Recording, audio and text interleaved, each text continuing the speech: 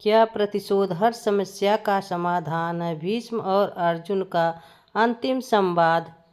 दोस्तों, द्रौपदी के चीरहरण के बाद महाराजा धृतराष्ट्र ने युधिष्ठिर को युद्ध क्रिया में हारा हुआ उनका राजकाज, धन दौलत, प्रजा, दास वैभव और यहाँ तक कि जुए में हार कर दुर्योधन के दास और दासी बन चुके उनके भाई और पत्नी को भी सम्मान सहित लौटा देते हैं।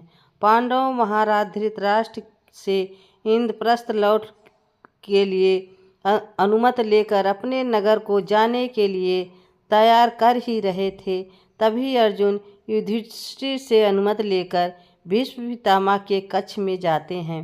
भीष्म पितामह अपने कक्ष में बैठकर द्रौपदी चीरहरण के समय अपनी चुप्पी पर विलाप कर रहे थे कि तभी एक परिचित ध्वनि उनके कानों में सुनाई दिया। प्रणाम पितामह। भीष्म अर्जुन को देखकर चौंक जाते हैं और अर्जुन से कहते हैं, आयुष्मान भव वत्स, आओ मेरे समीप आकर बैठो पुत्र। इस पर अर्जुन ने कहा, मैं तो आपके चरण स्पर्श करने आया था पितामह, और आपसे यह कहने आया था कि आज हम लोग इंद्रप्रस्थ जा रहे हैं, तो क्यों अकेले आए हो पुत्र? क्या तुम्हारे भाइयों को इस विदगंगा पुत्र भीष्म के आशीर्वाद की आवश्यकता नहीं रही? यह सुनकर अर्जुन ने कहा, ज्येष्ठ भ्राताश्री ने मुझे भी यहाँ आने से रोका था, क्योंकि वह बड़ों को लज्जित नहीं करना चाहते थे, और यदि हम सारे भाई यहाँ आ जाते तो द्रौपदी भी यहाँ आने के लिए जिद करती। भीष्म बोले, तो फिर तुम क्यों आए हो पुत्र? इस पर अर्जुन बोले, मैं आपके दर्शन के लिए आया था पितामह, और आपसे यह पूछने भी आया था कि मेरे सीने में जो प्रतिशोध की अग्नि दहक रही है, उस अग्नि का मैं क्या करूं पितामह? उस अग्नि का मैं क्या करूं? कौरवों से भरी उस दूत सभा में अपने सम्मान की रक्षा के लिए द्रौपदी आप सभी से भीख मांगती रही, लेकिन उसकी मदद करने के लिए कोई आगे नहीं आया। वह आपकी कुलवधू थी पितामह, कुलवधू थी। उस दूत सभा में आप भी थे ना पितामह, और गुरु द्रोणाचार्य भी थे, लेकिन पितामह आपकी चुप्पी मेरे दिल में तीर बनकर चुभ रही है। आप चाहते तो दुशासन का हाथ कभी द्रौपदी के वस्त्र तक नहीं पहुँच पाता। तो हे पितामह, यह कुंती पुत्र अर्जुन अपने अंदर जल रही इस प्रतिशोध का क्या करे? यह सुनकर भीष्म बोले, कैसा प्रतिशोध कुंती पुत्र?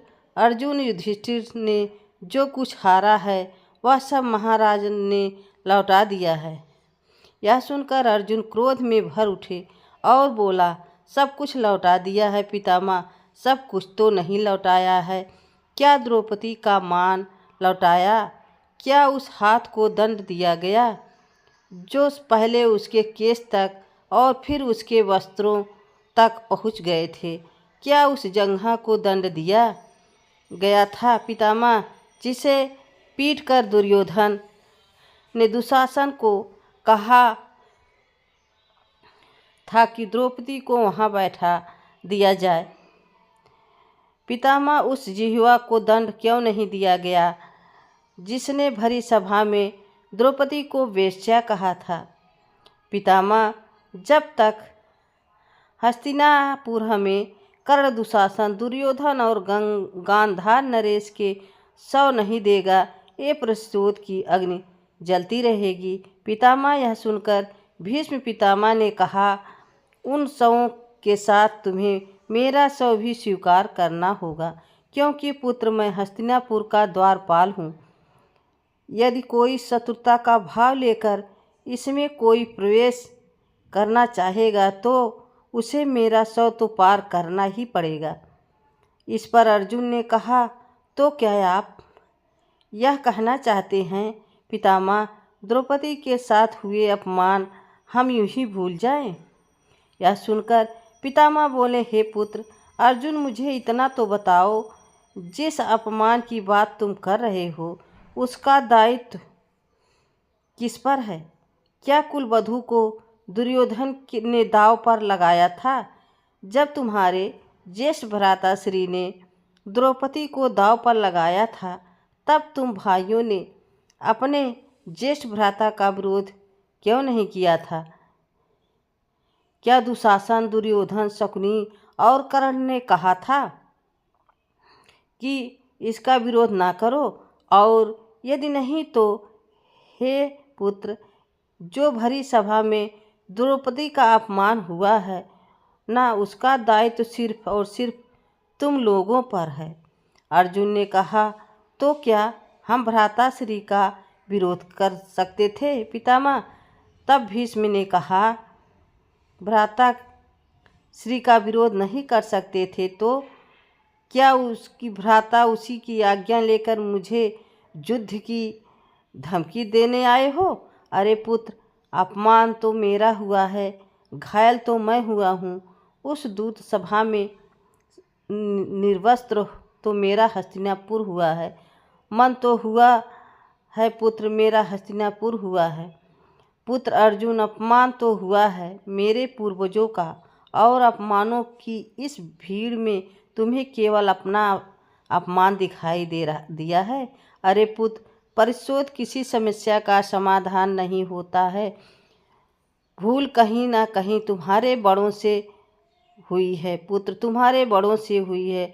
परंतु दुख की बात यह है कि सभी बात दुर्योधन से नहीं कह सकता। मित्रों, यह छोटा सा प्रसंग बहुत बड़ी सीख देता है कि जब हमारे बड़े कोई अनुचित कार्य करते हैं तो छोटों का कर्तव्य होता है कि उनका विरोध करें। युधिष्ठिर ने द्रौपदी को दांव पर लगाया तो उस वक्त उनके भाई चाहते थे उनका विरोध कर सकते थे, उन्हें उचित और अनुचित का ज्ञान करा सकते थे, किंतु उन्होंने ऐसा नहीं किया और द्रौपदी को दांव पर लग जाने दिया, और परिणाम स्वरूप उस दूत सभा में अनगिनत प्रतिज्ञाएं हुई और महाभारत जैसे विनाशकारी युद्ध हुआ, जिसमें पांडवों और कौरवों के तरफ से न जाने कितने सैनिकों और योद्धाओं की मृत्यु हुई। तो दोस्तों, यही थी आज की वीडियो। दोस्तों, यह वीडियो आप सबको कैसी लगी कमेंट बॉक्स में ज़रूर बताना। चैनल पर नए हो तो लाइक सब्सक्राइब ज़रूर करें। तब तक के लिए राधे राधे, जय श्री कृष्ण, धन्यवाद।